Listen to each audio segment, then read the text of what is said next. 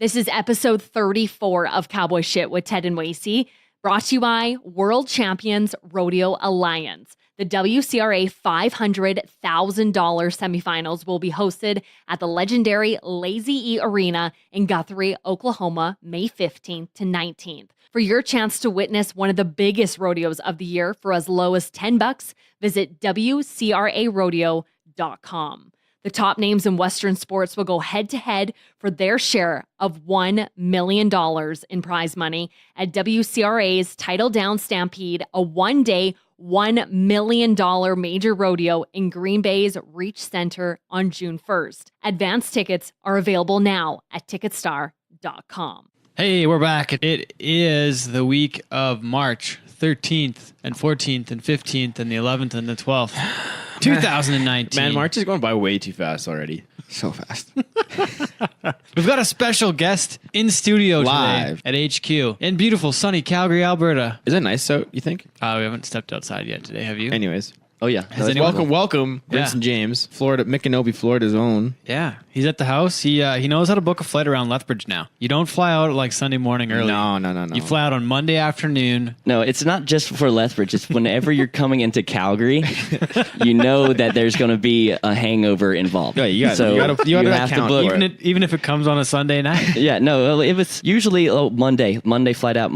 Now it's Monday at 3:30 p.m. flight out. But you got to take into account the hangover, especially when we had a Sunday fun day. And you had a big Saturday too. Saturday night. Yeah, it's actually I want to talk about Saturday night when we got a moment. All right, so cool. you guys go. We went to PBR Lethbridge. PBR Lethbridge, great event as usual. The crowd was awesome. You were obviously one of the stars of the show. No, that place is probably one of my favorites, just because of the hotties first off, and spitting the truth, and probably the second off just because how loud they can scream. It's amazing, eh? And they are just, I don't know what it is, if they just don't see that kind of entertainment or they're just party animals. But I think that great of a show now. Maybe I think we're getting. I think better. It's a mixture of it all. You guys have a good show, good value to it, and keep the people engaged. You're really good at getting the people engaged. Chetty is pumping good beats. Gets the people going. And it's a college town too, so I say bet you 60% of your crowd was college students.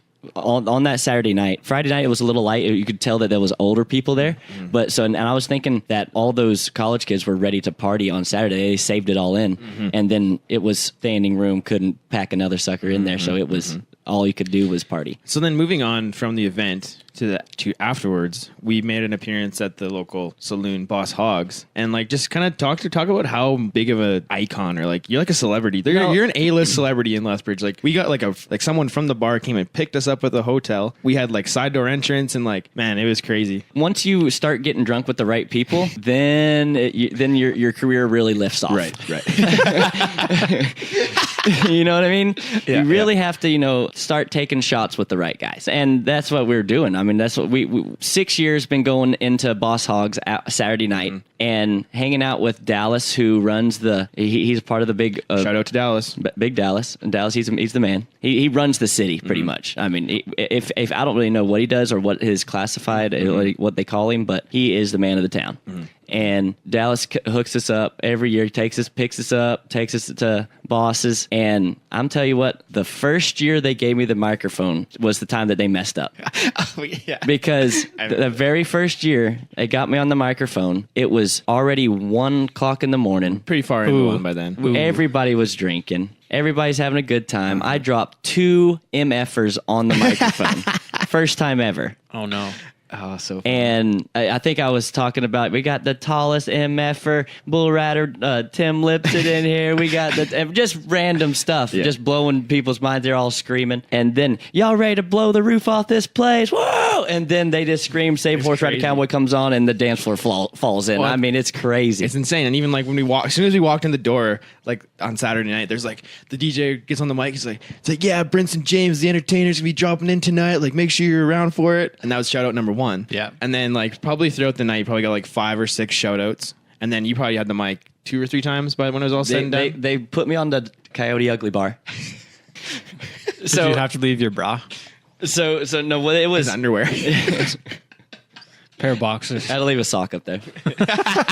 No, but so legitly, I get up there on the little stage thing and I start talking. All of a sudden, a huge brawl starts right behind me. Security bails off because security's up on the stage with us. He's jumping down into the fight. Eventually, I just said, all right, we're partying enough. Let's scream. And then everybody started screaming again. But this was the first time ever I almost got in a fight at Boss Hogs. Dang. It was kind of scary. Dang. I'm not a fighter. You don't look like No. a fighter. I'm not. It's not like I got in a fight. It was like I was in amongst a fight. Right. So I wanted to The get fight out of it. happened around you. Yeah. So I wanted to get away from it as quick as possible. That was my main deal. That's what you get when you get like that kind of many people in a small area. Like I was standing at And the it's bar. hot and sweaty. Yeah, it's just bound to be a fight or two. Like, minus I was standing at the 47 bar outside. like doing a shot with some people, and this guy behind me was like, "Hey, buddy, hurry up!" I'm like, "Dude," he was like 600 pounds. Like, Yeah. No. I love it. I love it though because there is so many college kids. Yeah. But then you get to that one corner where we're hanging out, and it's just straight cowboy hats. Oh yeah. And it's And that's one thing to me that I don't know if it's like it's definitely like valued or like not overlooked. I guess I shouldn't say, but like when bars and stuff show that good hospitality to everybody. To me, that goes a long way because like you don't really see that anymore. Like you go. Like Ranchman's is always really good to us during Stampede. Boss Hogs is amazing. Like it's fun, like a little perk, I guess you could call it. they're definitely like I don't even know if they're a part of like they're a part of the show or anything like that. But I know that that's the only place you can party in Lethbridge. Oh yeah. We bounced Since around. they shut down Ezzy's. Yeah, We had some good times at Ezzy's.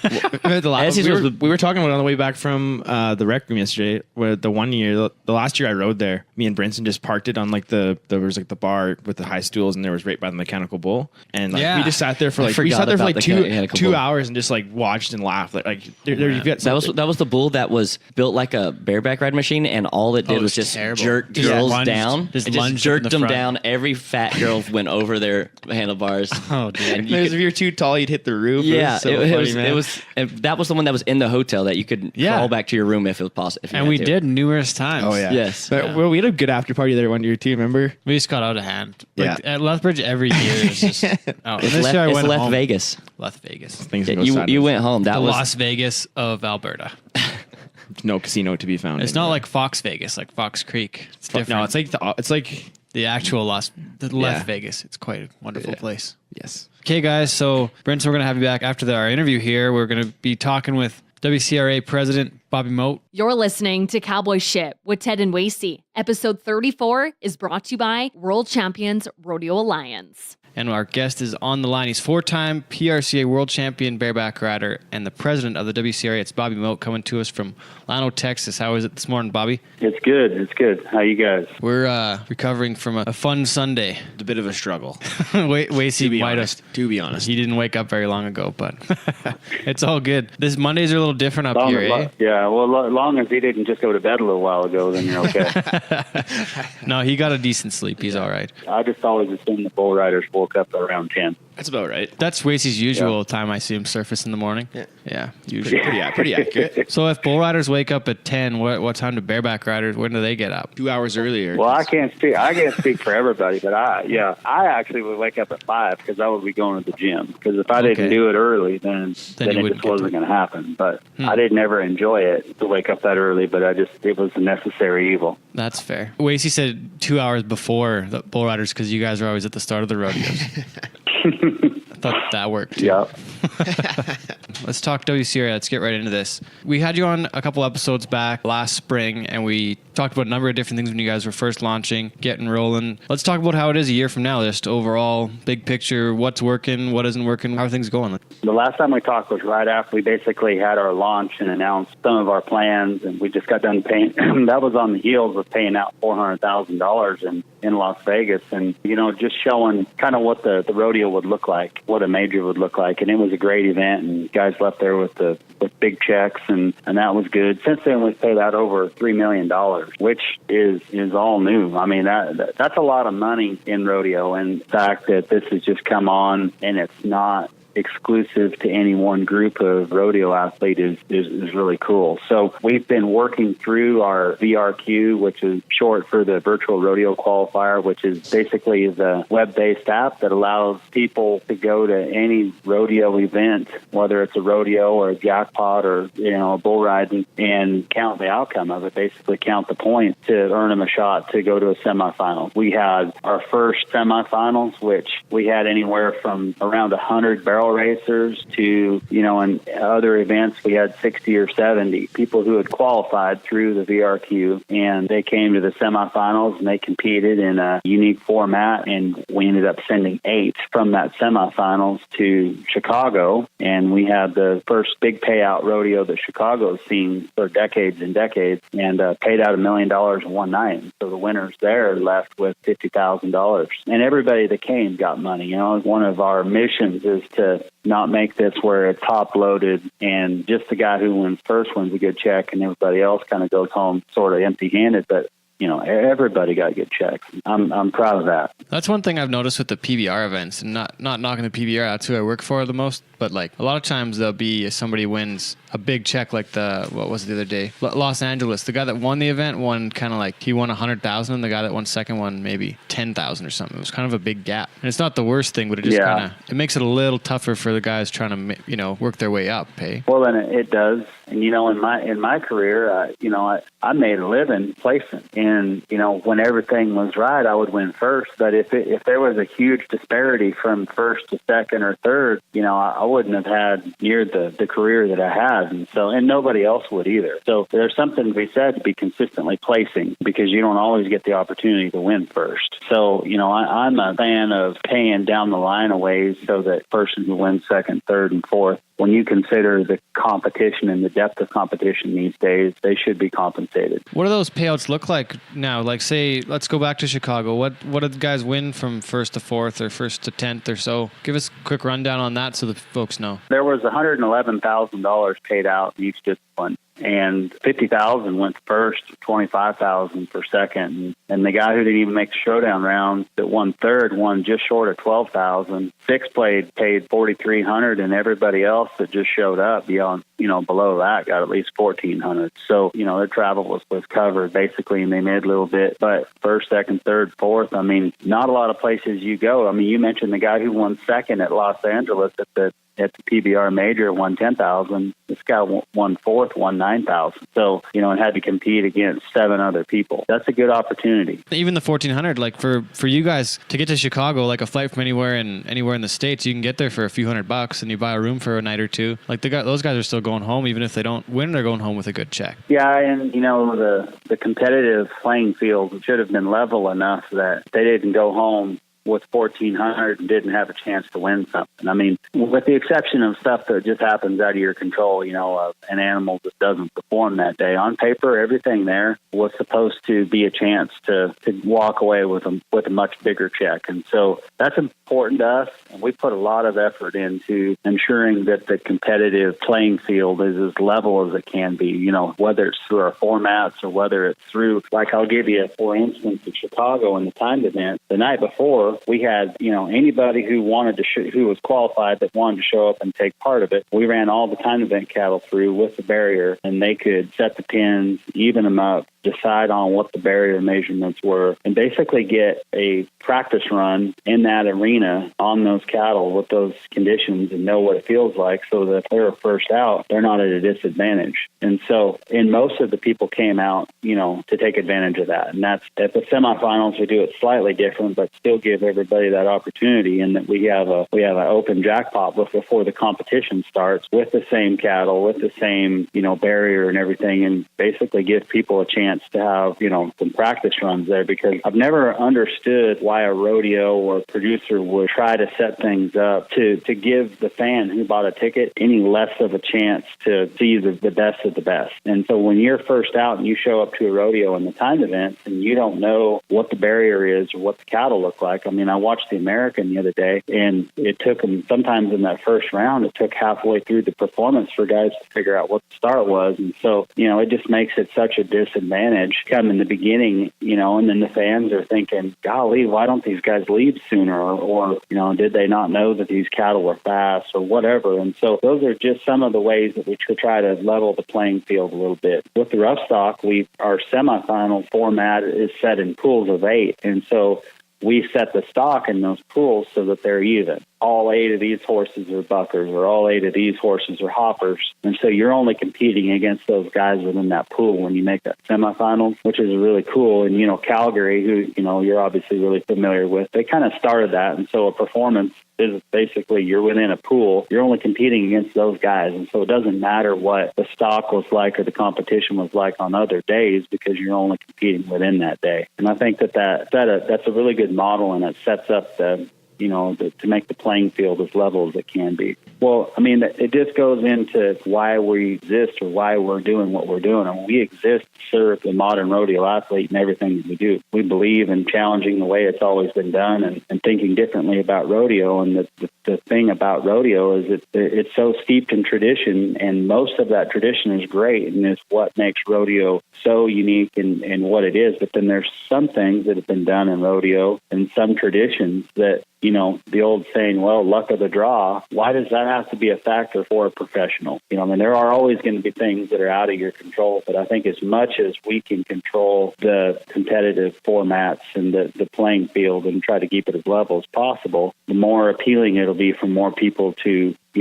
take part in it, which I think ultimately is what rodeo needs. I totally agree. I like what you said about kind of disrupting the old formats and the old traditions. Like, it's just something that there's not a lot of innovation, I don't think. When we look at the way things are, like Calgary went out on a limb in 2006 to change the format and break away and do their own thing, where it wasn't something like we talked offline before too about different things that have been done with the PRCA, and now some of those rodeos are being sanctioned again. But for a place like Calgary, the benefit wasn't there for them to even be sanctioned at that time, and they were limited and restricted in the what they could do. Mm-hmm.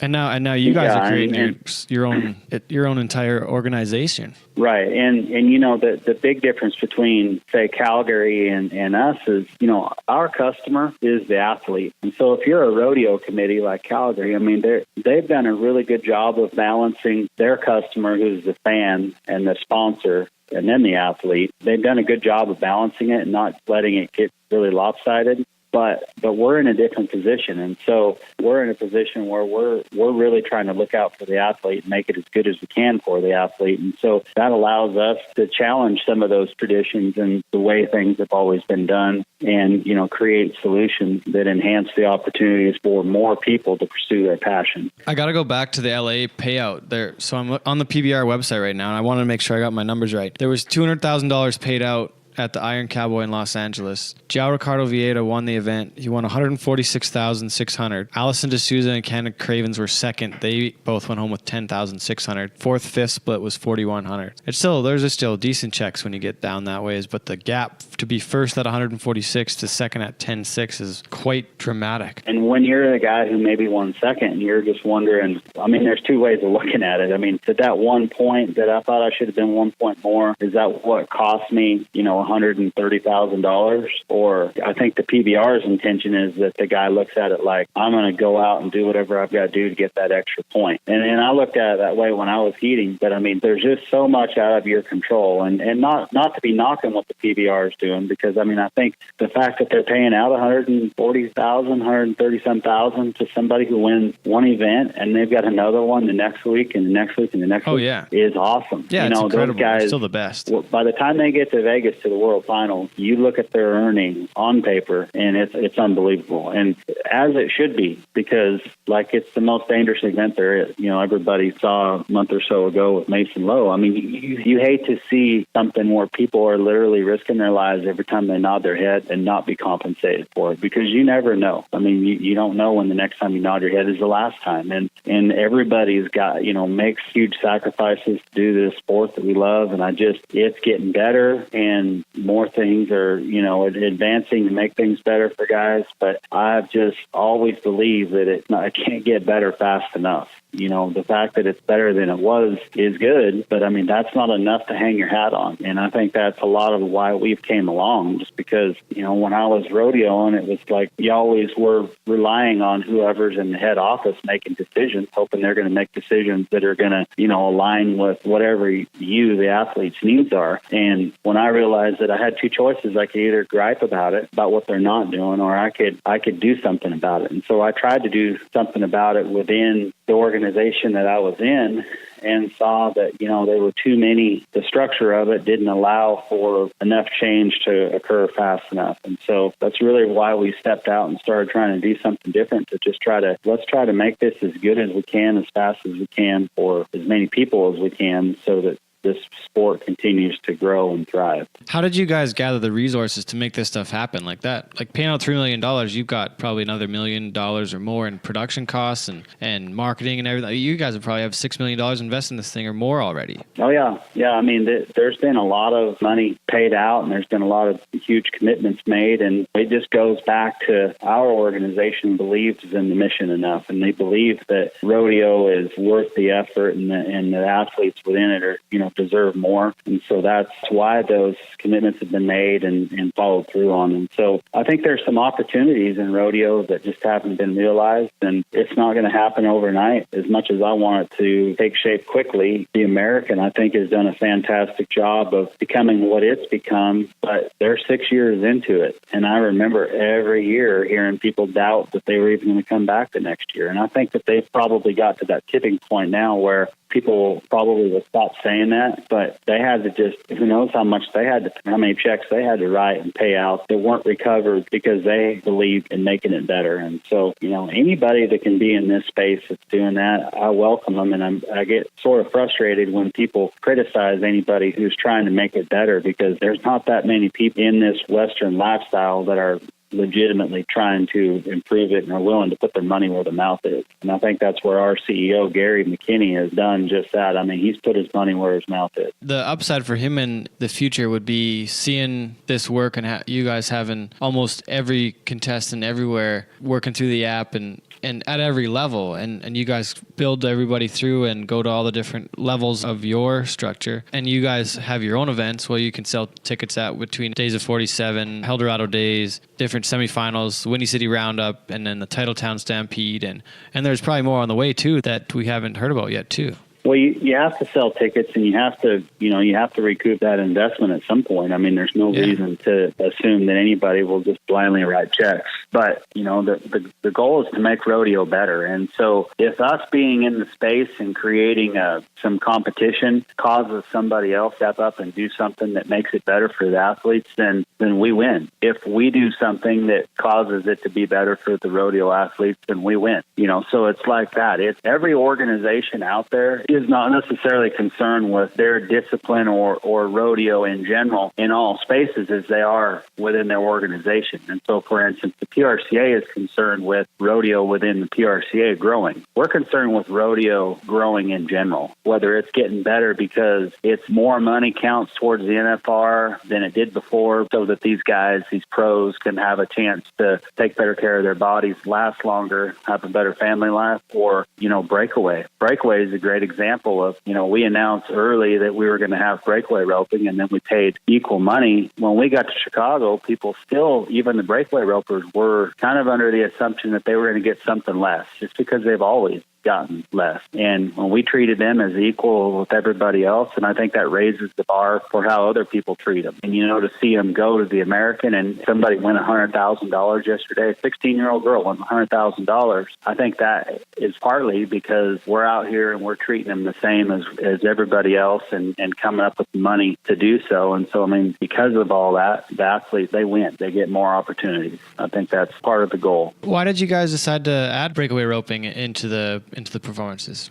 You may not see it in Canada, but down here, everywhere you go, except on the professional level, there's breakaway. And so those ladies, they put just as much time and money and effort into their craft as, say, the tie-down ropers do, for instance. But yet there wasn't any end of the rainbow for them. I mean, they could go and win hundreds at a time, and they would go like crazy. But there were so many ladies that were like, maybe they did really well into college rodeo, and it helped them get an education. And when college rodeo was over, it was like, there's nowhere to go with this. And so they just hung it up. And I go to these high school rodeos, with my kids, and I see, they'll have 40 breakaway ropers in our region alone. And these girls are working at it. Their parents are working at it. Everybody's trying. Then there's nowhere for them to go. And so talking to Jackie Crawford and Larry D. Guy and some of these ladies who do this really well, they've asked, he's like, why don't you guys consider it? And so we've decided that we would. We said, what the heck, let's do it and let's see what happens. And so we do it, and the American does it, and we pay out $50,000 at Chicago. The American pays out $100,000 yesterday,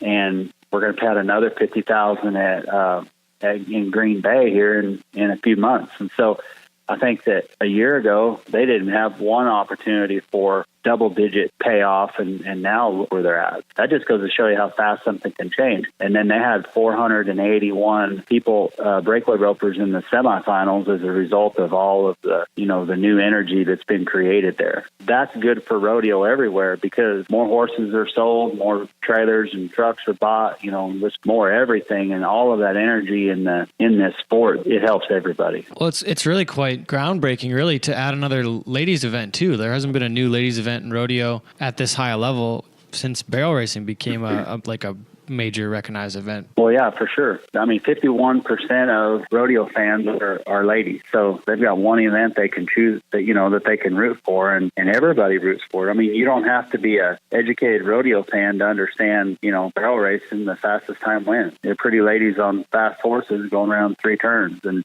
if you don't have something that the fans want to watch or is exciting for them to watch, then, we're all kidding ourselves, because rodeo won't survive if it's not for fans. And so, I think that we watched the American yesterday, and watching that breakaway roping was all as much as exciting as watching any of the other events, I thought. Do you think the breakaway roping, it gets exchanged for an event someday? Like one goes away and this comes in, or do you think it's another one overall, or what do you see that way? We treat it as just another event. I mean, we have 9 disciplines when you count team roping, heading, and heeling. So we have 9 disciplines. So we have a $1 million payout at those rodeos, but at 9 ways. So we don't see it as a replacement. I know that there's been discussion about that, but I mean, again, we're for the athlete, and so we're not really in favor of anything that takes away from a group of athletes. And so we're just trying to keep all of the events or all of the disciplines strong. Well, let's talk about Wyatt Denny quick. You won over $100,000 at 2 WCRA events last year, and went to over 100 PRC rodeos last year and only won $117,000. How incredible is that story? That makes all the difference in the world for him. His net income on those 100 rodeos he went to wasn't much. It sure wasn't enough to warrant all the wear and tear on his body. It's probably zero, honestly, right? For him, he probably didn't make any money. You go to 100 rodeos, make 117? Yeah. People don't have any idea on... If you went to 100 rodeos, they just see the bottom line there. They say, well, you won $170,000. They think, well, the sponsors pay for everything. Well, in almost all cases, that's not how it works. A guy like him, the sponsors probably give him a certain amount of product and maybe a few cash bonuses, but that's really probably about it. So for him to go to 100 rodeos, I mean, it's going to cost him. It would cost me on average, when I figured up how much it costs, wear and tear on your vehicle, travel, doctor bills. You can't not put those in there. I was easily $1,000 a rodeo is what it would cost me after entry fees and all things considered. Well, so when he went to 100 rodeos, you're going to say netted $17,000. That's not enough. Well, then he goes to 2 WCRA events and wins $111,000. That's more like it. It can't be like that everywhere you go, but if there are opportunities like that sprinkled throughout the year, that's a game changer for somebody, because when you're rodeoing and you got it going out as fast as it's coming in, you can't ever take any money and invest it in anything for your future, so that when the day comes, like, he can't ride bareback horses anymore, he'll have something to show for it. So I would hope, when he won that $111,000, he was able to take a chunk of it and invest it in something that'll pay him back down the road. I'm thinking about a guy like Jake Vold right now, and how he's been to he's been a big supporter of the WCRA since the beginning as well, as far as going to the events. And he was in Chicago, and a guy like that, he only goes to 30 rodeos a year. He's only going to go to these kind of events, and he's actually going to make a living compared to a guy that goes to 120 or so. Yeah, well, Jake's figured it out. I mean, he's figured out that if he can stay healthy and go get on the right kind of horses, that he will continue to ride at the highest level for longer. And so, that's what he does. And so, when you have to start going to lots of smaller rodeos, and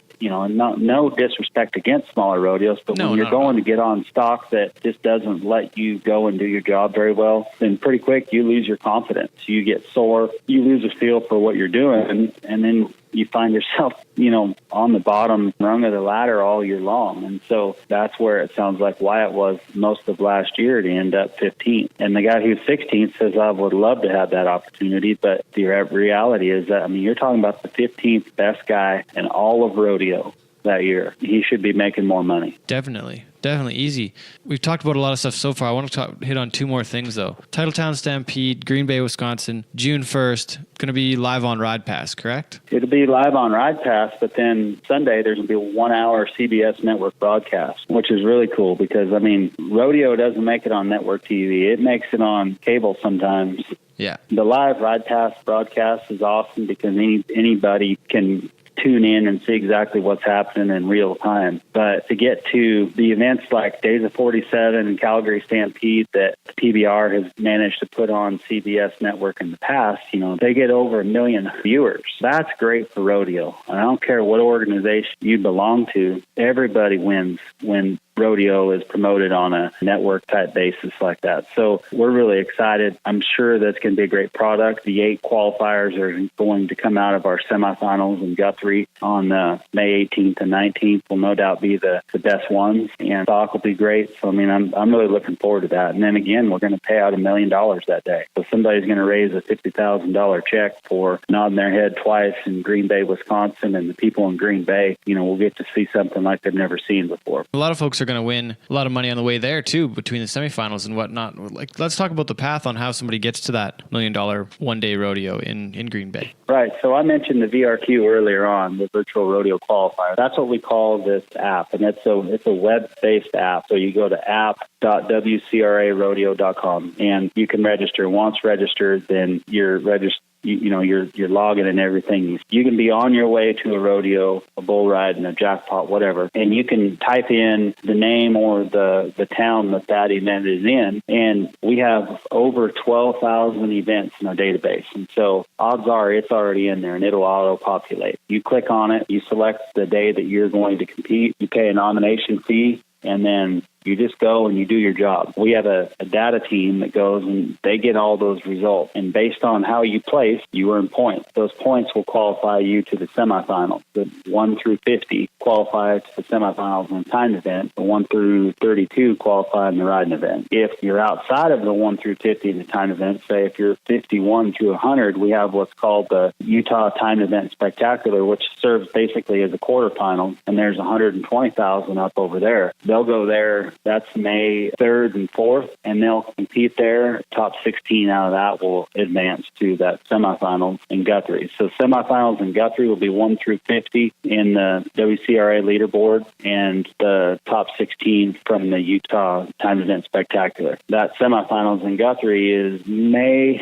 16th through the 19th, and basically the format there is in the timed events is 2 full rounds and then a progressive round, which is organized in the pools like I spoke about earlier, pools of 8, and then a final round, which is also organized in pools of 8. Basically, half of the people in each pool advance. And so if there's 8 people in each pool, 4 of them will advance to the next stage, from the progressive round to the final round, and then from the final round, those 4 from each pool will advance to Green Bay, to the title town. And our semifinals, this last time we had it, there's $500,000 guaranteed. We paid 172 different athletes won checks at the last one. And so 46% of the field won a check. so much different than like we talked about earlier with these top-loaded events. It's important that these people have a chance to win money along the way. And so time events, their average check won was $2,200. That's pretty awesome, really, to have a chance to go to a semifinals event like that and have that many people have a chance to capitalize. And so, I mean, that's what we're all about. And then at the end, anybody, regardless of where they came from, what organization they belong to, who they are, has a chance to advance to the $1 million rodeo in Green Bay. Where are most of the entries coming from so far? Like geographically where? Like you could technically have somebody come from Brazil from a bull riding down there, or from Australia. You guys have associations over there too. Like, it's anywhere in the world. And there's Canadians going down as well already. Yeah. And so, I mean, there are people from all over the world that nominate events. And as I mentioned, those 12,000 events in our database, I mean, there's not a lot that's going on that we don't know about. But it's spread out quite a bit. I mean, you have your professionals that do this full time and are in the PRCA that are nominating those PRCA rodeos and the jackpots that they go to. But then you also have a lot of people who go to the different amateur rodeo associations that, you know, have a job on the week and they go to the rodeo on the weekend and they earn their way. I think at Chicago,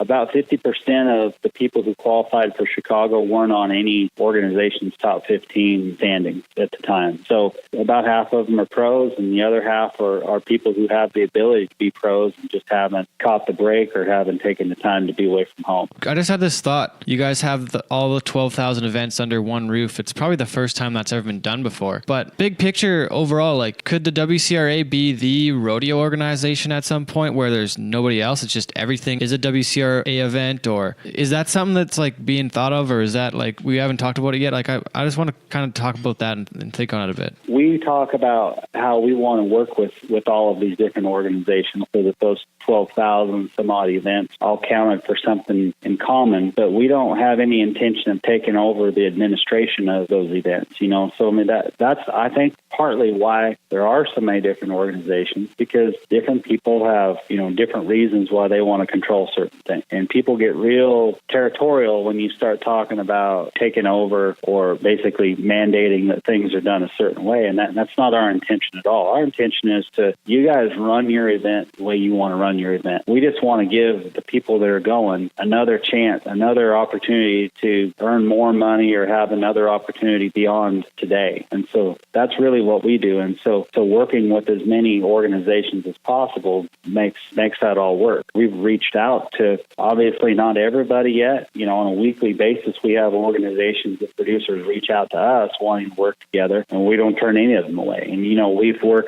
had a number of meetings, like, for instance, with the PRCA, trying to work with them, trying to get some of these events sanctioned and try to figure out ways that we can work together. And we haven't been able to come to any conclusions yet, but our intention there is to work with everybody and try to make it where we're not just adding more events on people's schedules for them to go to or demanding that they go do more or spend more money, but we're trying to capitalize on those good rides or runs they're already making. Okay, Bobby, we better wrap it up here, but is there anything else you want to add just to let everybody know kind of where to find information or anything else like that? Yeah, well, Ted, we did go over, we covered a lot of country, and, and you know, I think if anybody has any questions or needs clarification on how things work, you can go to WCRArodeo.com, and we've got a really great website that we keep updated that has all of the latest information and explanations on our formats and basically how it works. Oh yeah. So there's no excuses. If you wanna win a bunch of money, go to WCRArodeo.com. Figure it out. Exactly.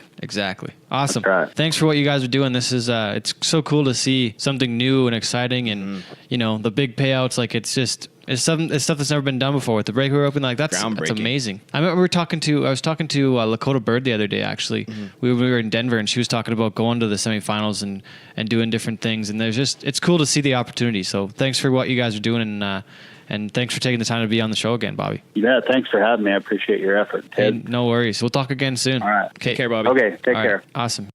You're listening to Cowboy Shit with Ted and Wacey. Episode 34 is brought to you by World Champions Rodeo Alliance.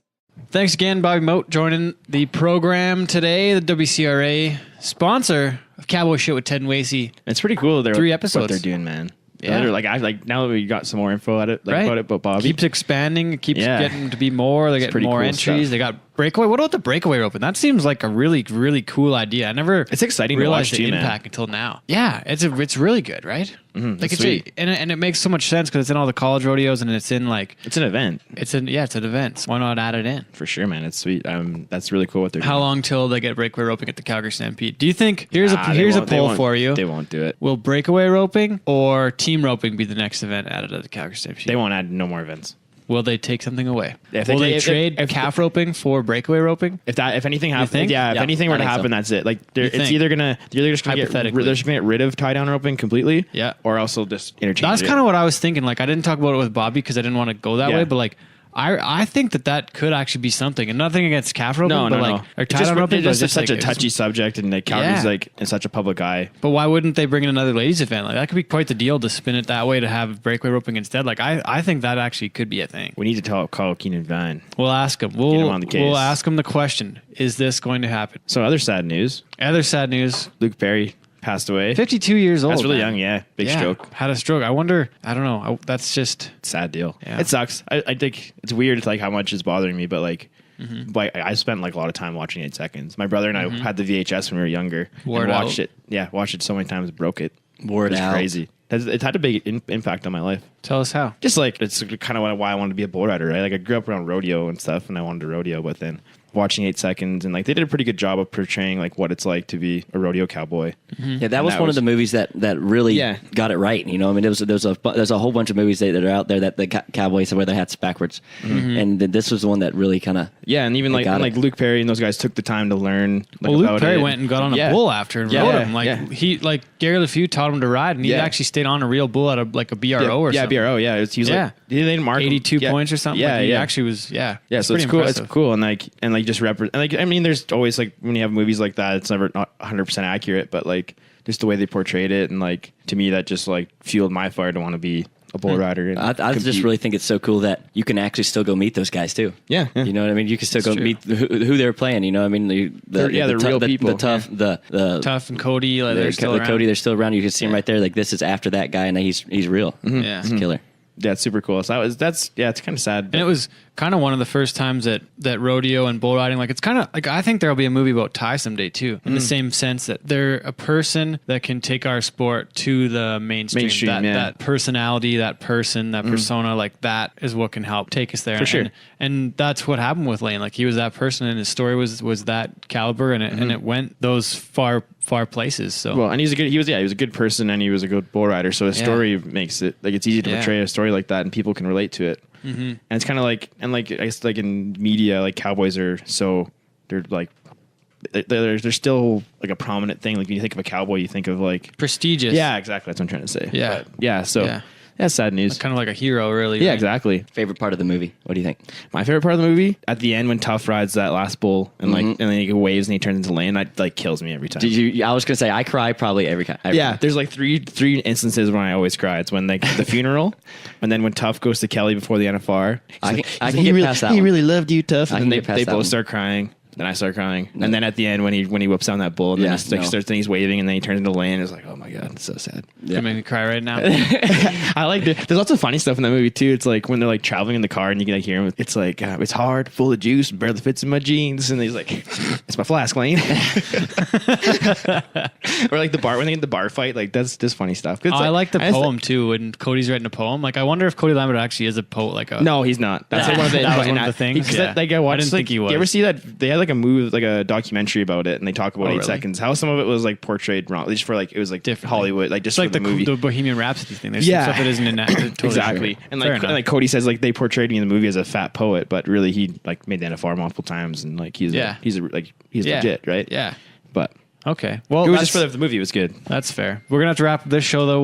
We're gonna record one with Brinson right now. We don't know when we're gonna play it. It's gonna be like the Ron Pod, the Ron McLean show. We don't know when we're random gonna use pod. it. We're gonna put it in somewhere. So Brinson, we're gonna come back with him right after this. And Yeet. thanks for listening. This was Cowboy Shit with Ted and Wacey, brought to you by World Champions Rodeo Alliance.